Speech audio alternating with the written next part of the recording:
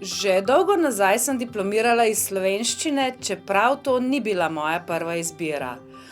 Po študiju se nisem videla v osnovni ali srednji šoli, čeprav sem nekaj malega delala tam kot pomoč učencem tujcem. Zato sem počela vse drugo, samo učila nisem.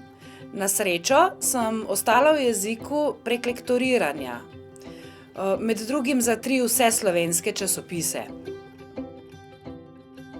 Vse se je začelo z elektronsko pošto, za katero sem se bala, da je hec, da se nekdo norčuje, vendar ni bilo to, ampak resna ponudba.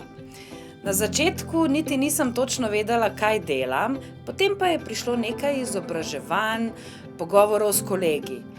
V veliko pomoč mi je bilo temeljno usposabljanje za učitelje v programu Začetna integracija priseljencev, ki ga organizira Andragoški center Slovenije. Tu sem dobila kar nekaj idej, kako delati, kaj pravzaprav je vloga učitelja v tem programu, s katerimi orodji in pripomočki si lahko pomagam. Sem me je napotil javni zavod Cene Štupar, za katerega največ delam. Počasi se je tudi meni začela postavljati slika, kaj delam, kdo sem, kako drugače je delati z odraslimi, ki so povrh vsega še tujci.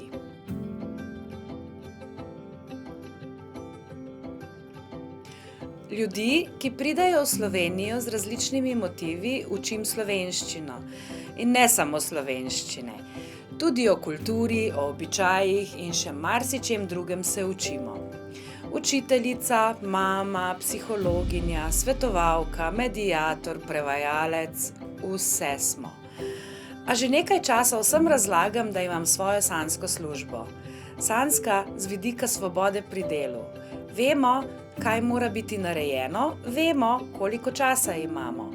Kako pridemo na cilj, je izbira posameznika, čeprav je cilj za vse enak. Včasih je naporno, vendar imajo ljudje zmožnost, da ti vrnejo energijo. Največji izziv predstavlja motivacija tistih, ki morajo biti na tečaju, a nimajo želje naučiti se česarkoli.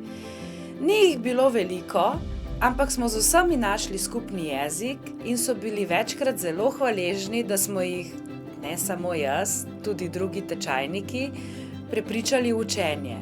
Z motiviranimi je delo veliko lažje, saj vedo, za koga in zakaj se učijo.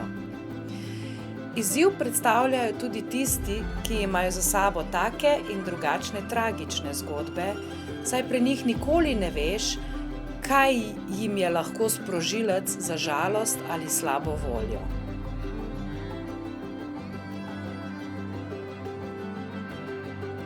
Največji občutek zadovoljstva mi da, ko vidim, da je nekomu uspelo. Ali je naredil izpit iz slovenščine, dobil službo, dobil boljšo službo. Zlasti, kadar vem, da se je ta človek boril sam s sabo in eksistencialnimi vprašanji. Takrat si vedno rečem, da nekaj malega pa sem pomagala.